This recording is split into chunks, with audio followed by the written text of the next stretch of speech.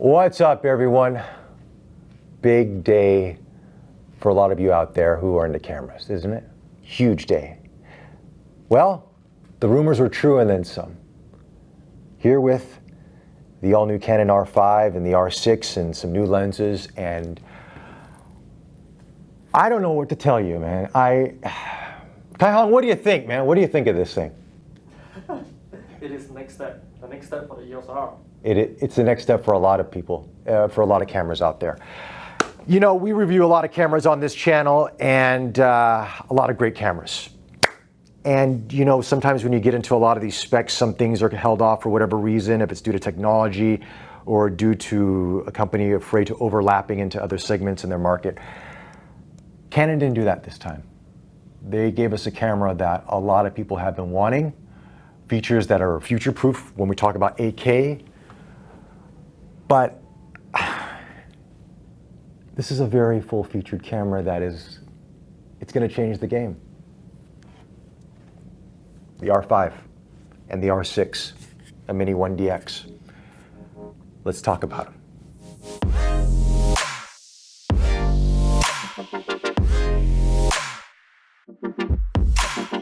All right, first we're going to talk about the design. Now I do have some notes here because we literally just got introduced to this camera, so if I have to refer to these, bear with me. But first, let's talk about the looks of this thing. It's very reminiscent of an EOS R, to be honest with you. If you put them side by side, you would be hard pressed to tell the difference. Of course, obviously, besides the EOS R5 logo here, there have been some design elements in the front that are slightly different, but for the most part, it looks like an EOS R. It feels like an EOS R, but there is one difference, and that is, of course, on the back, no more touch bar. You've got that nice touch joystick, button, whatever you want to call it. There's probably a proper name that I forget about it right now, but it's okay, you know what I'm talking about. And it's welcome because a lot of us never use the touch bar. I disabled mine personally because it just was all over the place, but it is what it is. This is weather sealed, this is durable, it's very lightweight for what it is, to be frank with you. Now I've got the battery grip on it for a very good reason. I'll talk about that in just a bit. But yeah, this is essentially an EOS R with a lot of upgrades inside. All right, let's talk about what's inside of this camera, because that is where the big changes have happened. First off, we have a 45 megapixel full frame sensor, all new sensor by Canon.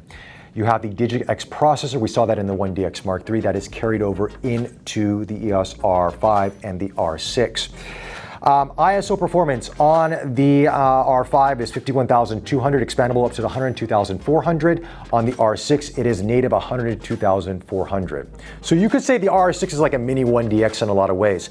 12 frames per second mechanical shutter, 20 frames per second electronic shutter. In terms of autofocusing, you've got a new dual pixel autofocus 2 system in it with 1,053 autofocusing zones. So when the original dual pixel autofocus came out, it was like 144. They bumped it up quite a bit. You're pretty much covered on this whole sensor. And the autofocusing on this, we've only had a brief hands-on with it, so I've been shooting around this room, which is not as exciting as going out into the real world, which we'll be doing in a full review, but it locks on. And this is good for animals, it is good for people, and you've got eye tracking, you've got head tracking. All of that is not just for human, it's for animals as well. EVF on this. 5.76 million dot EVF with up to 120 hertz refresh rate. We've seen this in other camera systems out there. It is beautiful to use. It is fantastic in the EOS R5 and R6. It's really, really that good. And that's gonna help for a lot of people that wanna shoot fast action, sports, wildlife, anything that you wanna make sure that you're focused and you've nailed that focus. Having that higher refresh rate and that resolution really does make a difference. Image stabilization. It's in the camera now. We've got it. A lot of you have been complaining. The EOS R, wish it had image stabilization. Canon said in the future, all their cameras will have it. You have 5-axis stabilization in the R5 and the R6, up to 8 stops stabilization when you're using an IS lens. You're gonna be good to go. You can leave the tripod at home for a lot of people out there, okay? It's really that good. Now we've had our first impressions. I've only been using the camera for a few minutes, but I can tell you that it is really, really impressive. Now in terms of the autofocusing, I want to go back to that for a second because the autofocusing has been improved in a lot of ways. It's better than the 1DX Mark III. If you haven't seen a review, we'll put a link in the description below, or you just can click up here. But really what it does is that it's really good for animals and for human eyes and faces and heads. And it locks onto no matter what, the back of the head, the front, eye, whatever it is, it's really, really stable. The tracking on this, the AI that's in this camera is fantastic. Trust me, when you use it, I was testing it around the room, following Kai Hong like a stalker, and I was stalking him. I was catching all his moments. Even some of his not as prettier sides. I've got him inside the camera. What else? Video. Let's talk about video. This is a first in a camera this size. 8K up to 30 frames per second.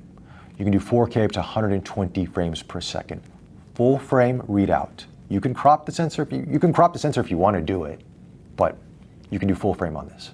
Why would you want to crop? I mean, I get it. You want to crop, you want to do Super 35 or whatever the case is. I get it, but there's no more handicapping that everybody complained about with Canon.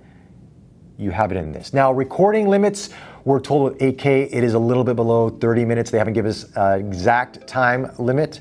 But to be frank with you, I act on film. We do reviews on this. We never record for more than 10, 15 minutes at a go. I mean, even if we record that long, Kai Hong's arms are so tired that he has to take a break and he yells at me. So even when I'm shooting in a feature film or television show, we never shoot that long. So to be honest with you, that's not an issue whatsoever. But if you want to shoot 8K, you got to use the CF Express card slot, which is inside, plus an SD card slot, which is very welcome. So you have the best of both worlds. But that's not a problem. I mean, I wouldn't want to shoot 8K on an SD card, trust me. It'll eat it up like crazy. You want to get a high capacity CF Express card. Canon was very kind to put a 512 in this. We like 512. My bank account doesn't like 512, but I like holding a 512 in my hand because it's phenomenal. You can just shoot all day long with the thing. Now, the reason I'm talking more about the R5 and the R6 is that a lot of the features overlap each other. The frames per second in terms of mechanical and electronic shutter are exactly the same. Really what the difference is ISO capabilities and recording capabilities. With the R6, you're not going to get 8K, you're going to get 4K and 1080p at 120 frames per second, but you're still getting full frame readout on all of that. Let's talk about 8K for a moment though. You can shoot 8K RAW at 12-bit internally. You need a CF Express card slot for that, of course, but you can do that internally. With 4K 10-bit 422 internally on this as well. C-Log, I mean, my Atomos Ninja 5 is gonna get bored. It's just gonna sit in the corner and just be like, oh, okay. Collect a little dust, because the camera can do pretty much what my Atomos Ninja 5 could do. So yeah, you're pretty much covered in that regard. Now, you do have some interesting network capabilities on this as well. You can do up to 2.4 or 5 gigahertz and Wi-Fi transferable rates. And the battery grip, which I wanted to talk about, is an all-new battery grip, also has Wi-Fi built into this as well. So I think you can go up to 150 meters from your access point to transfer files.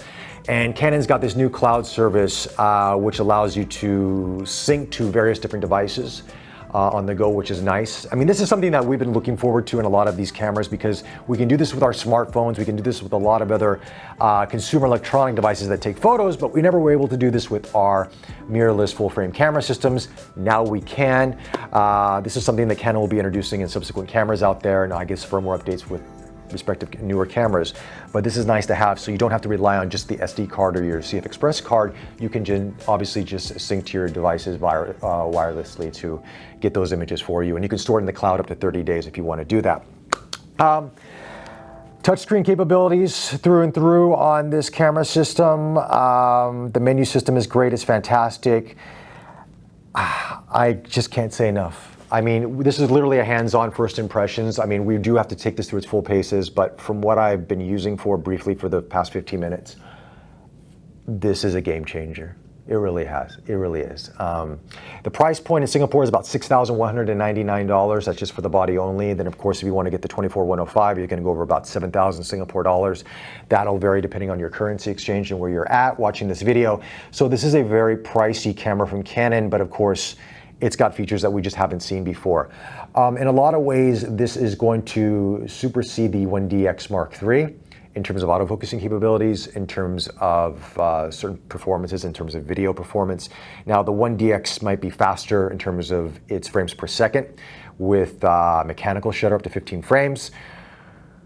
But the dual pixel autofocus 2 performance in this is better than what's in the 1DX Mark III, which is already fantastic. Your tracking, your eye focusing, your head, I mean, all that is improved on this. I can tell you this right now, I didn't bring the Atomos Ninja 5, but we'll do this in the full review, that when you see the tracking and work, it's not stuttering. It locks on and it just moves no matter where you're at with that person. It is absolutely phenomenal to see this.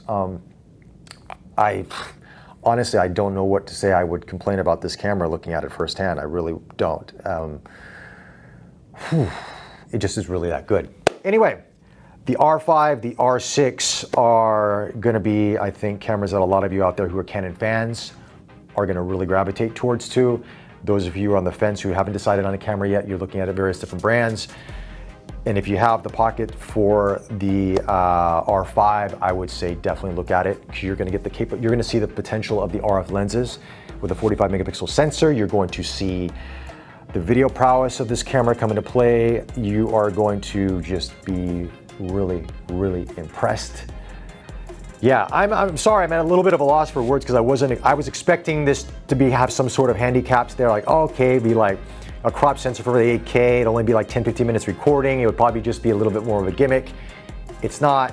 This is legit, this is real, this is going to shake up the industry in a big, big way.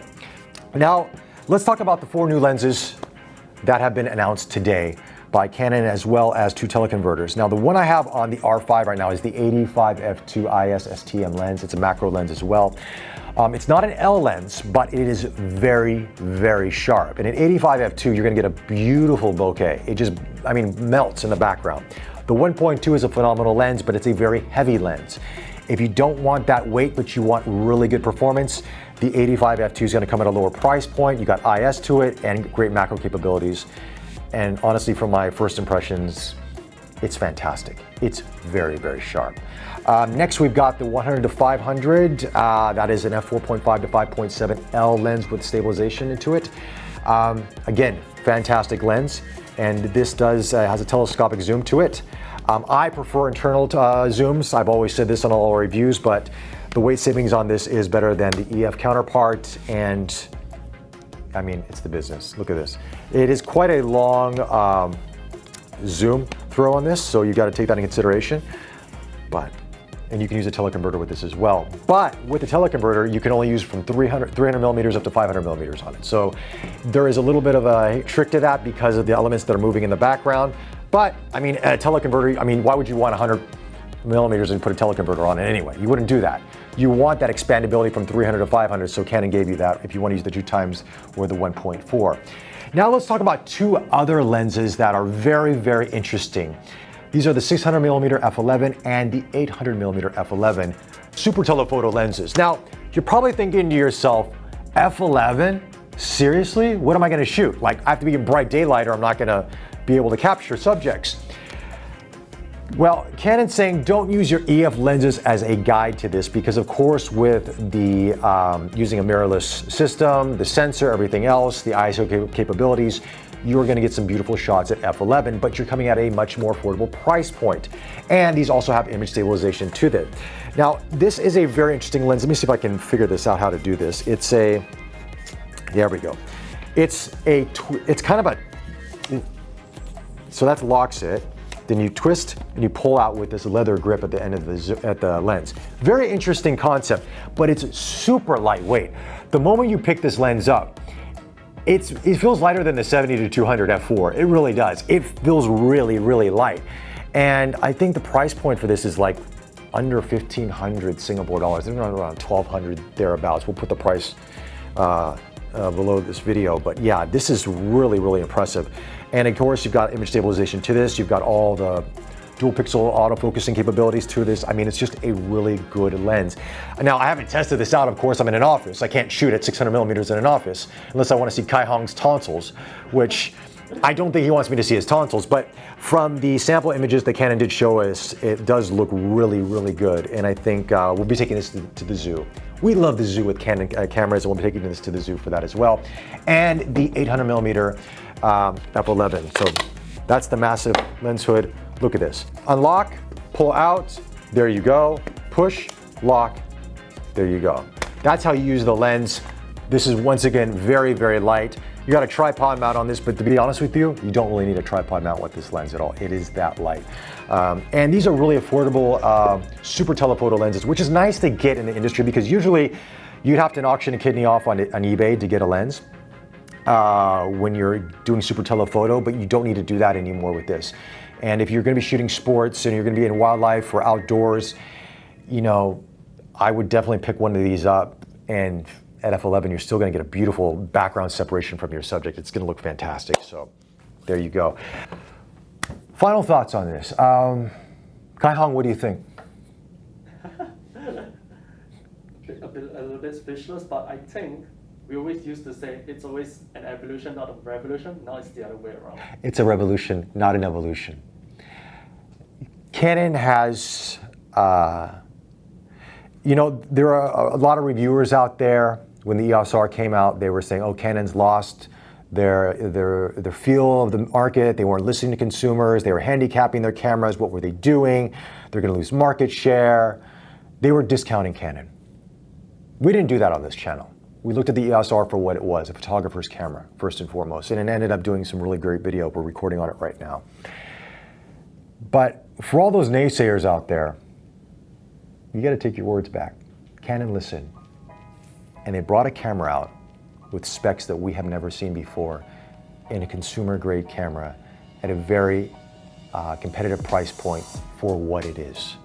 Yes, it's a 6,200 Singapore dollars for the EOS R5 body, but you've never seen a camera this size, 8K recording, the autofocusing capabilities, the performance, 45 megapixels, all that is included in this.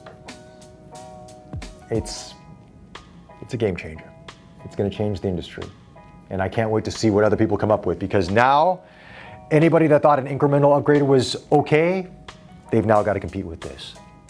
Anyway, we are going to put both of these cameras through a full review. Trust me, I've already begged Canon. They're going to send it to us very soon. If they don't, I'm going to go down to their house. I'm going to camp out there with a picket sign and say, I want an R5 and R6 until they give it to me. So we will get you that video review as soon as we can. But these are my first impressions. With that, let us know your comments below. Follow us on Facebook. Subscribe to us on YouTube. Like this video. We will talk to you very soon. The R5. Holy shit. It's that good. You got to beep that out, Kai Hong. Okay. That's it. We'll talk to you guys soon.